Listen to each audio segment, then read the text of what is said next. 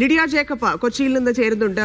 Lydia, സ്വർണ്ണവില ലക്ഷം കടന്നതിൽ കൊച്ചിയിൽ എങ്ങനെയാണ് പ്രതികരണം വ്യാപാരികളുടെ?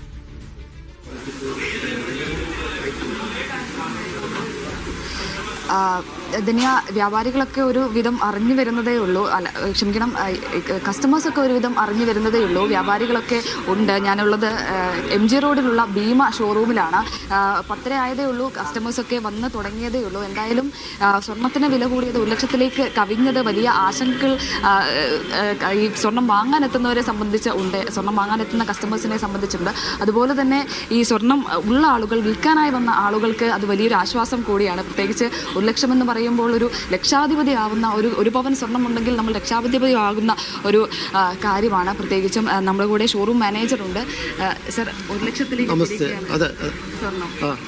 റെക്കോർഡ് റേറ്റാണ് വന്നിരിക്കുന്നത്. ഏകദേശം ഒരു വർഷം കൊണ്ട് 40,000 റുപ്പീസാണ് പവന് കൂടിയിരിക്കുന്നത്. അതുപോലെ തന്നെ റേറ്റ് കൂടുന്നതോറും ഗോൾഡ് സെയിൽ ചെയ്യാനും അതുപോലെ ഇൻവെസ്റ്റ് ചെയ്യാനും ആൾക്കാർ ധൃതി കൂട്ടുന്നുണ്ട്.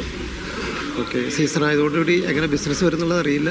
സീസണിന്റെ കാര്യം തന്നെയാണ്. പ്രത്യേകിച്ച് ഇപ്പം ക്രിസ്മസ് സീസൺ ആണ്. അപ്പോൾ എങ്ങനെയാണ് ഈ ഒരു സമയത്തുള്ള ബിസിനസ് എങ്ങനെയാണ് നിലവിൽ? റേറ്റ് കൂടുന്നതോറും പർച്ചേസ് ക്വാണ്ടിറ്റി കസ്റ്റമേഴ്സിൻ്റെ കുറഞ്ഞു. അതുപോലെ തന്നെ ഗോൾഡ് സെയിൽ ചെയ്യാനും നല്ല രീതിയിൽ വരുന്നുണ്ട്. ഓക്കെ, അപ്പോൾ നിലവിൽ ഇപ്പോൾ 1 ലക്ഷത്തിലേക്ക് എത്തി. അപ്പോൾ കഴിഞ്ഞ ദിവസങ്ങളിലൊക്കെ ചെറിയ ചില ചാഞ്ചാട്ടങ്ങളും കാര്യങ്ങളും ഒക്കെ സ്വർണ്ണവിലയിൽ ഉണ്ടായിരുന്നു. അത് കഴിഞ്ഞ് വീണ്ടും 1 ലക്ഷത്തിന് മുകളിലേക്ക് എത്തിയിരിക്കുന്നത്. എന്താണ് അതിൻ്റെ ഒരു കാരണം എന്നായിട്ട്? അന്താരാഷ്ട്ര വിപണിയിൽ ചാഞ്ചാട്ടം തന്നെയാണ് മെയിൻ കാരണം. ഓക്കെ, കൂടുതൽ ആളുകൾ സ്വർണം വിൽക്കാനായി വരുന്നുണ്ട്. കൂടുതൽ ആളുകൾ സ്വർണം വിൽക്കാനായിട്ട് വരുന്നുണ്ട്. ഇനി കൂടുതലുള്ള പ്രതീക്ഷയിലും കസ്റ്റമേഴ്സ് വെയിറ്റ് ചെയ്യുന്നുണ്ട്.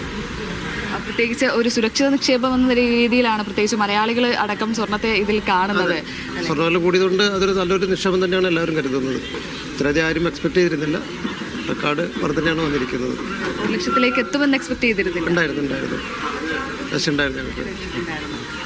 അത് തന്നെയാണ് വ്യാപാരികളെ സംബന്ധിച്ച് പറയുകയാണെങ്കിൽ സ്വർണം വാങ്ങാനായി വരുന്ന ആളുകളുടെ എണ്ണത്തിൽ കുറവുണ്ടാവുകയാണ് എന്നാണ് പറയുന്നത്. മാത്രമല്ല സ്വർണം വിൽക്കാനായി വരുന്ന ആളുകൾക്ക് അത് വലിയ ആശ്വാസമാണ്. ആളുകൾ കൂടുതൽ എത്തുന്നുണ്ട് എന്നുള്ളതാണ്. ചേച്ചി, സ്വർണം വാങ്ങാനാണോ വിൽക്കാനാണോ? വിൽക്കാനാണ്. 1 ലക്ഷത്തിലേക്ക് എത്തിയത് അറിഞ്ഞപ്പോൾ വന്നതാണ്.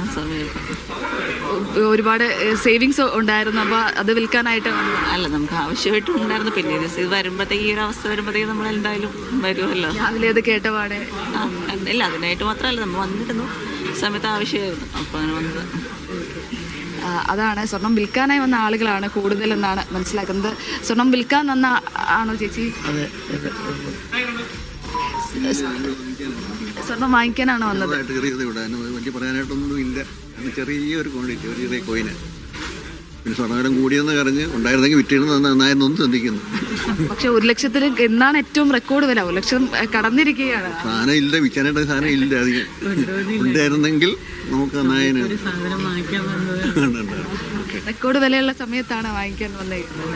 അല്ല, ഞാൻ പറഞ്ഞില്ലേ, വാങ്ങിക്കാനല്ല വന്നത്. അങ്ങനെ ചെറിയൊരു കോയിൻ മേടിക്കാനാണ് വേണ്ടത്. അപ്പോൾ അത് അതിനുള്ള സ്വർണ്ണമായിട്ട് വന്നു. അപ്പോൾ ഉണ്ടായിരുന്നുവെങ്കിൽ വിറ്റാൽ നല്ല സമയമായിരുന്നു. പ്രത്യേകിച്ച് ഇപ്പം വാങ്ങുന്നവരെ സംബന്ധിച്ച് വലിയ ആശങ്കയാണല്ലോ ഈ സ്വർണ്ണവില 1 ലക്ഷത്തിലേക്ക്. അപ്പം ഞാനിപ്പോൾ വാങ്ങുന്നത് അഗേൻസ്റ്റ് ഗോൾഡ് തന്നെയാണ്, എക്സ്ചേഞ്ചാണ്. അപ്പോൾ അതുകൊണ്ട് എനിക്ക് ആശങ്കയില്ല.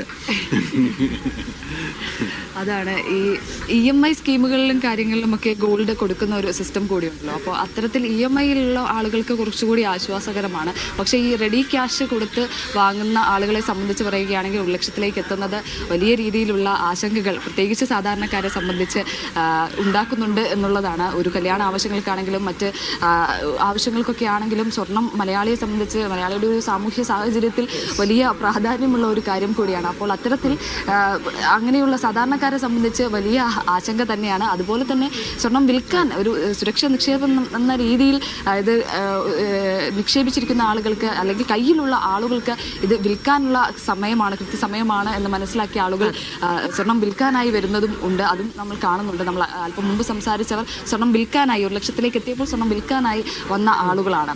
എന്തായാലും അല്പസമയത്തിനുള്ളിൽ കൂടുതൽ ആളുകൾ സ്വർണം വിൽക്കാൻ വരും എന്നാണ് അറിയാൻ സാധിക്കുന്നത്. അല്പം സംസാരിച്ച ഷോറൂം മാനേജർ അടക്കം പറഞ്ഞത് അത് തന്നെയാണ്. വിൽക്കാനുള്ള ആളുകളാണ് കൂടുതൽ വരുന്നത്. വാങ്ങാനുള്ള ആളുകളുടെ ക്വാണ്ടിറ്റി അത് കുറയുകയാണ് എന്നുള്ളതാണ്.